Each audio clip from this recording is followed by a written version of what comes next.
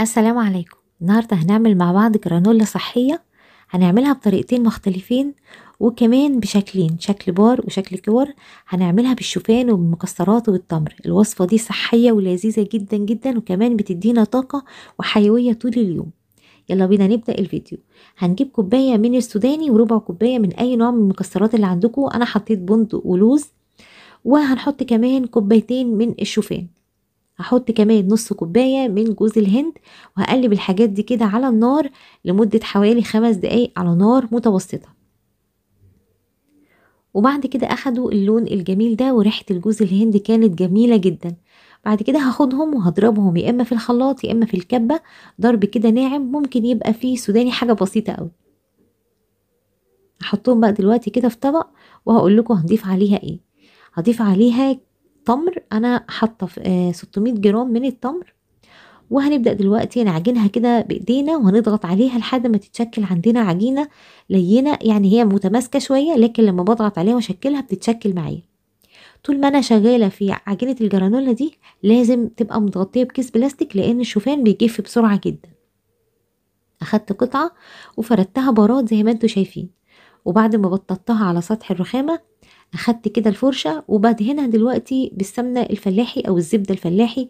اللي انا محولها لسمنة. ممكن تدهنوها بياض بيض او تدهنوها مثلا عسل ابيض. وبعد كده حطيتها بقى في سمسم محمص من الناحيتين. دهنت صاج دهنة زيت خفيفة جدا، وهحط البارات دي كده وهسيب مسافات بسيطة بينهم. هنعمل معاكم واحدة كمان، انا بعملها مستطيلة، وبعد كده ببططها وبحاول اسوي شكلها علشان يبقى شكلها حلو. ما بعملهاش بسمك كبير ولا حاجة. هاخدها دلوقتي وهحط عليها سمنة فلاحي، وهحطها في السمسم وهدخلها الفرن لمدة 10 دقايق على نار طبعا متوسطة، الرف الأوسط. أنا سبت كده جزء من المقدار بتاع الجرانولا، يعني خدت 3/4 المقدار، والربع المتبقي هاخده أكوره بالشكل ده. والشكل ده مش هيدخل الفرن معانا.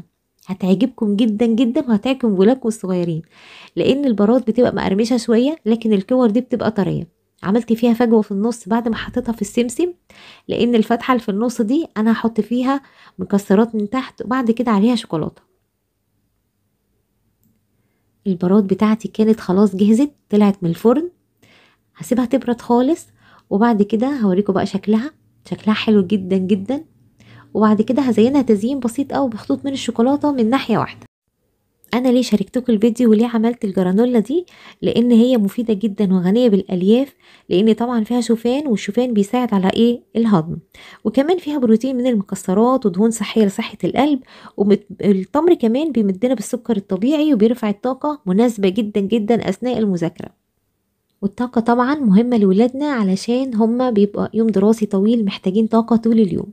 هناخد البارات بتاعتنا وحطيناها في علبة زي ما انتوا شفتوا، وبعد كده العلبة دي هنقفلها كويس. ياخدوا بقى منها في اللانش بوكس او في الجامعة زي ما هم عايزين. اكيد طعمها هيبقى حلو جدا، وهوريكم كمان شكلها لما باجي اكسرها. هي طرية كده وفي نفس الوقت فيها قرمشة جميلة. اكيد طبعا تقدروا ما تدخلوهاش الفرن زي الكور اللي انا عملتها، وممكن كمان تعملوها باي شكل تاني براحتكم. النوعين طعمهم حلو جدا جدا. دي اللي ما دخلتش الفرن. التمر طبعا طري، والشوفان طعمه حلو جدا. المكسرات المتحمصه مديها ريحه وطعم حلوين جدا. وكمان الشوكولاته اضافه حلوه قوي قوي فيها. يعني لما نديها لاولادنا حتى لو كانوا صغيرين هتعجبهم جدا، وكمان سهله التحضير. ان شاء الله تجربوها.